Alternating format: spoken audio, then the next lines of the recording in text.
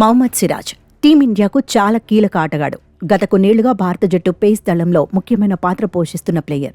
నిప్పులు చెరిగే బంతులతో ప్రత్యర్థుల ఆట కట్టిస్తూ జట్టుకు ఎన్నో మ్యాచుల్లో ఒంటి చేత్తో విజయాలు అందించాడు. జస్ప్రీత్ బుమ్రా, మహమ్మద్ షమి హవాలో అతడికి అంతగా గుర్తింపు రాలేదు. కానీ కొన్నాళ్ల కింద వరకు అతడు వరల్డ్ నెంబర్ 1 ర్యాంక్ బౌలర్గా ఉన్నాడనే విషయం చాలా మందికి తెలియదు. 3 ఫార్మాట్లలోనూ రెగ్యులర్ ప్లేయర్గా ఉన్న సిరాజ్ ప్రతిభ, సేవల్ని ఎంత మెచ్చుకున్నా తక్కువే.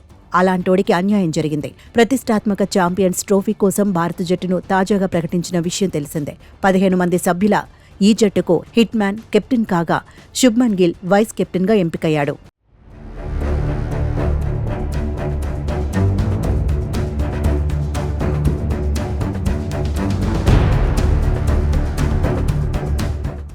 పూర్తి స్క్వాడ్ విషయం సంగతి అటుంచితే జట్టులోకి గాయంతో ఇబ్బంది పడుతున్న జస్ప్రీత్ బుమ్రా ఈ జట్టుకు సెలెక్ట్ అవ్వడం చాలా మందిని ఆశ్చర్యపరిచింది.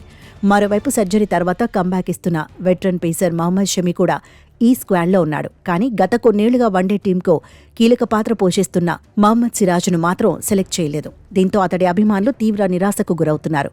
వన్డేలో అంత మంచిగా బౌల్ చేసే సిరాజ్ని ఎందుకు సెలెక్ట్ చేయలేదంటూ నెట్టింట విమర్శలు గుప్పిస్తున్నారు.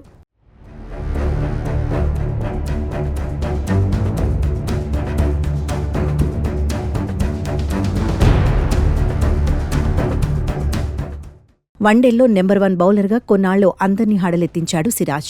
అటు టీ20లు, ఇటు టెస్టుల్లోనూ అదరకొడుతూ వచ్చాడు. ఫామ్, ఫిట్నెస్ ఇలా ఏది చూసుకున్నా అతడే సాటిలా ఉన్నాడు.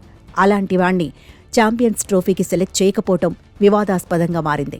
వన్డే టీంలో ఇన్నాళ్లు కంటిన్యూ చేసి చివరికి ఇలా హ్యాండ్ ఇవ్వడం ఏంటంటూ సోషల్ మీడియాలో నెటిజన్స్ కామెంట్స్ చేస్తున్నారు.